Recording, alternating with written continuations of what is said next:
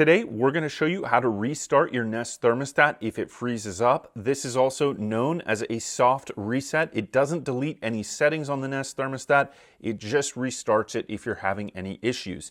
In order to do this, the Nest thermostat has a toggle button, which is at the bottom of the thermostat. All we're going to do is press and hold that down for 10 seconds. So you're going to press right here, 10 seconds, 1, 2, 3, 4, 5, 6, 7, 8, 9, 10. Now we can let go. You can see the screen went blank and now the light is blinking.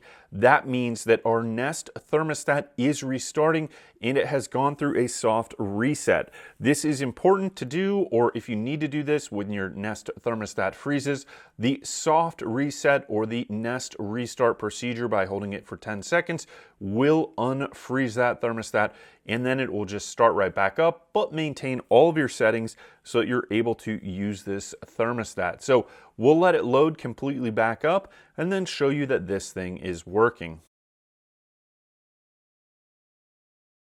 There you go, our Nest thermostat has completely restarted, and now you know how to restart your Nest thermostat or perform a soft reset. Thanks for watching. Please subscribe, give us that thumbs up, and click any links below if you want to support us.